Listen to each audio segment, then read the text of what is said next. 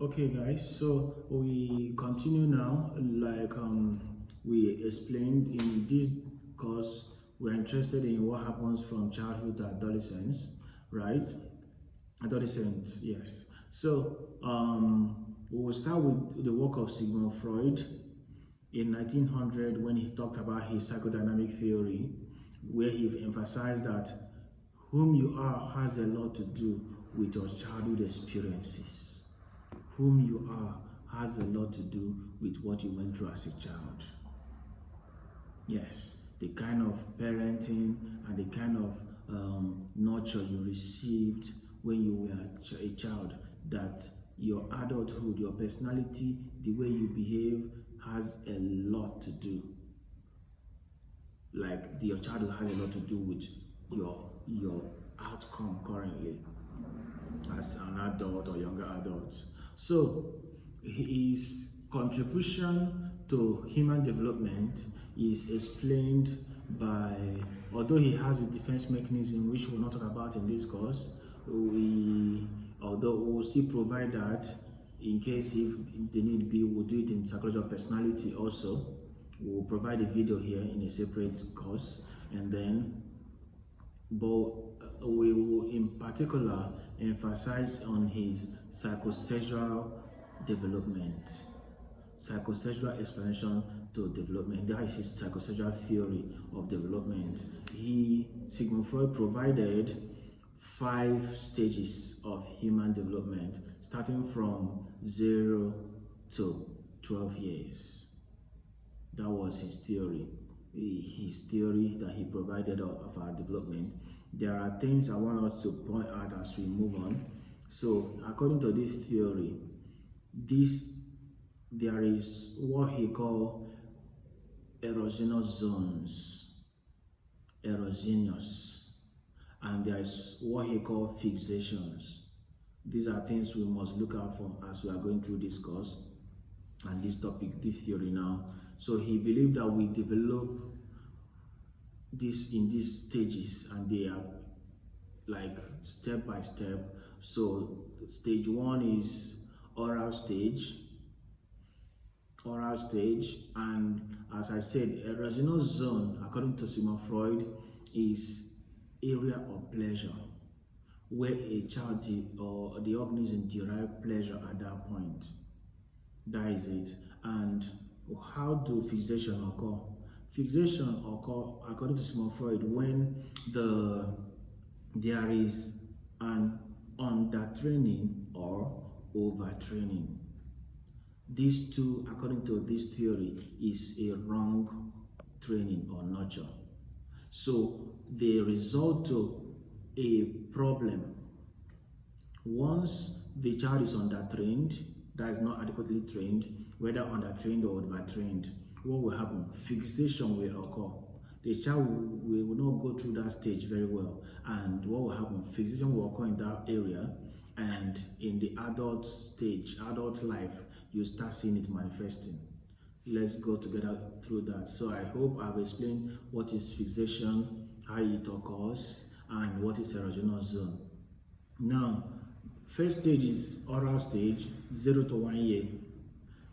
The erogenous zone in the oral stage is in the mouth.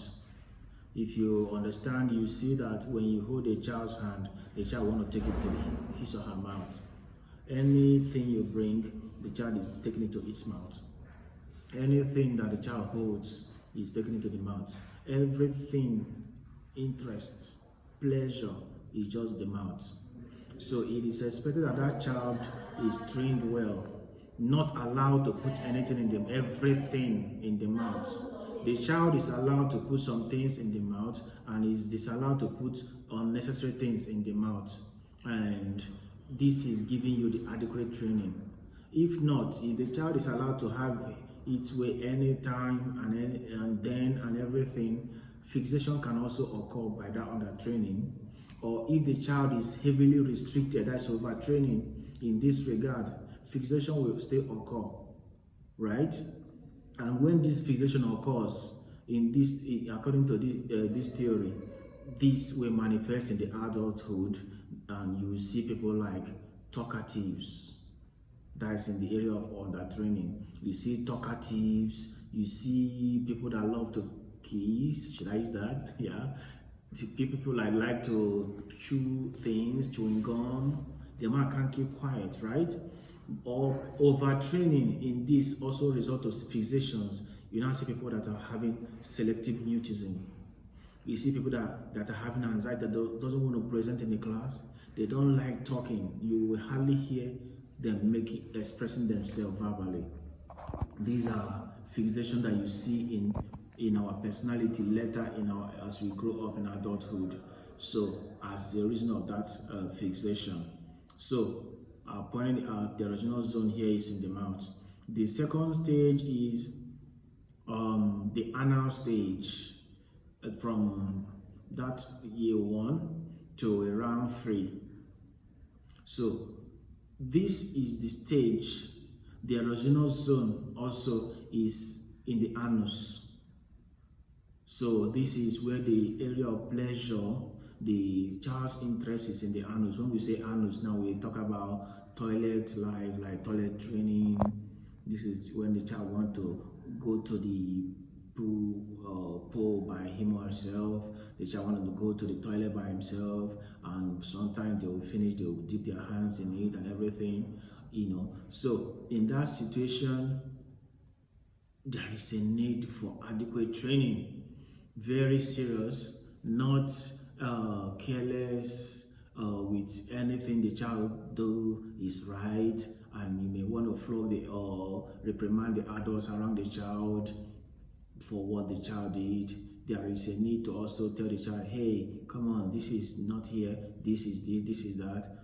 Or you want to, at that point, punish a small child for messing up her body or getting it wrong in the toilet or anything, or allowing them to, under training will result to fixation, where the child growing up, it will now manifest in the development. You still see it, you see what happens there, like careless people that are free with everything around them, and inability to arrange their lives, inability to have a clean room and everything. But when there is overtraining, that is where you see OCD personality types. You see people that have perfectionism, over neatness, stinginess. Yeah, we'll still touch this in psychological personality, very important. So the third stage is phallic stage. Phallic stage is 3 to 5, around that. So 3 to 5 years, the erogenous zone in this stage is what we call the parent of opposite sex. The place the child derive pleasure here is in the parent of opposite sex. So if it's a male child, the male child is deriving the pleasure on the mother against the father. You want to declare war against the father and to love the mother and have the whole love of the mother. If it's a female child, the female child climbs the father and sits on his leg, and when the mother comes, you say, go, go. They want to be in charge. So what we refer to this place is what we call Oedipus complex and Electra complex. Oedipus, O-E-D-I-P-U-S, or O-E-D, yes, O-E-D-E-P-U-S or I-P-U-S. Oedipus complex and Electra complex.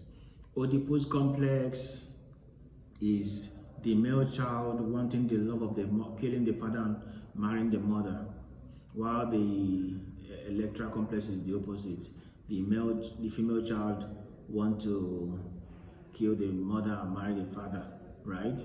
So it is Oedipus. Oedipus is a Greek mythology. It's a Greek mythology that goes that the child Oedipus, or the man, young guy Oedipus, was told by a witch or something like that you're going to kill your father someday and marry your mother. He was heartbroken, like, oh, how can I do that vicious thing to my father? What did he do? He ran away.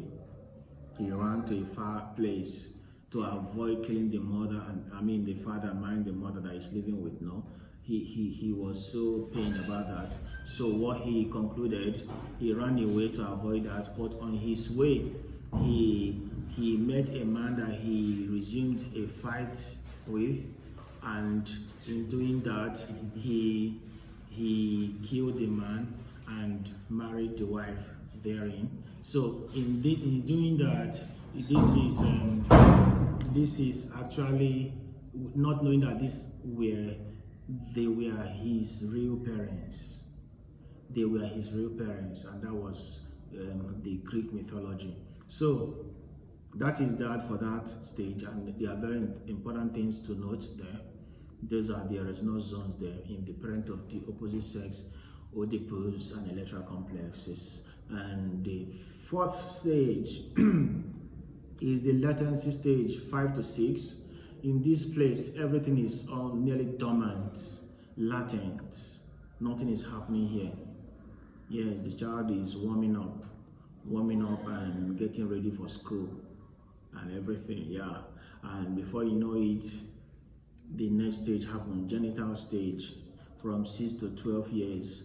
This is the time everything about the child is outside. The erogenous zone here is in peer groups, friends.